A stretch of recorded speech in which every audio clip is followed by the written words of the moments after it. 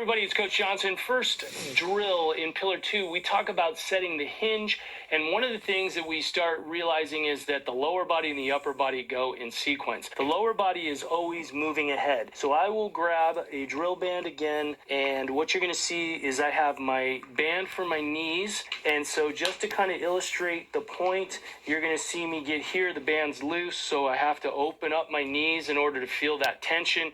That's really important. You'll notice in order to maintain that tension, you're going to have kids that do this. You see that? So the knee is rolling too soon. So one of the things we do when we understand the hinge is that the hip, knee, and ankle, that's the hinge. Just like a hinge on a door, we want to see this, right? So you're going to notice that I'm keeping the heel low.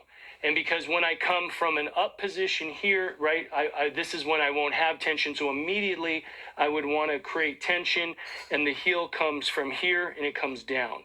So you're going to feel the hinge, and what you're going to do is this is turning and this is shifting.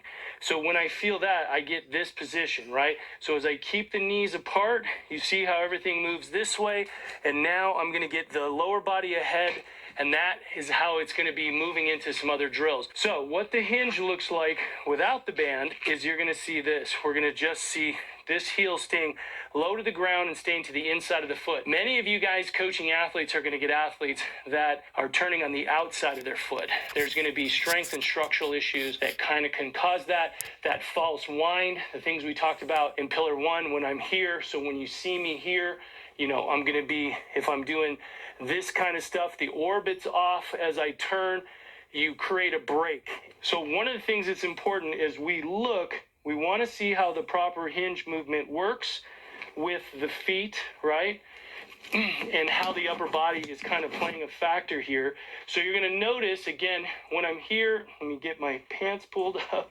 Okay, so camera 2, you can see when I'm this way, you can see when my heel is staying low. Notice where my hip is in relation to this. Notice when my heel goes up. Notice that tends to push my hip back. So then you get kids that are doing this, and see how their hip's back.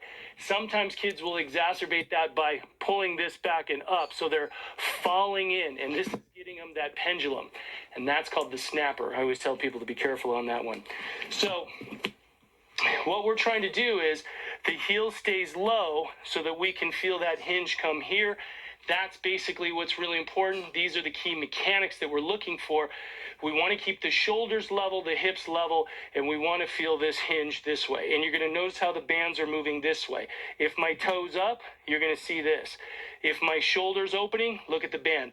Level, low, hinge. So as we just teach our athletes how to feel this, so you're feeling the lower body move ahead, and if we keep the knees apart, we start to see this motion.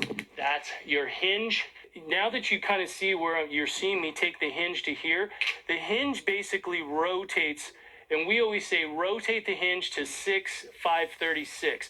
So you're going to see yourself getting the hinge here, and that's what helps push the knee down into the throw, which we're going to be talking about more in Pillar 3. But the proper hinge is going to be vital to setting up maximum power so you can drop in and apply speed. So just so you guys are aware, you've seen me, and I had the band and I have the hinge, but I'm going to hinge all the way to here. So you can see this little line on this ring. I'm going to push my foot. If I'm starting back here, you're going to see me come this way, right? And you're going to see how I'm going to come across. If I'm starting here again, this is your old kind of inverted 7 type of path. You want to push that knee. Notice how I push it. Too many people are pushing this way, which I agree with, and we're going to discuss in a lot more detail. But one of the key things that you want to be careful of is that a lot of athletes, they start pushing here and then they're pushing off this way, or they're stopping their foot here and they're trying to bring their hips around. So you can see, yes, I'm pushing, but I need to get myself here to get my hips turned, so I'm going to be able to push this line. So rotating the hinge to that 530 point is really key.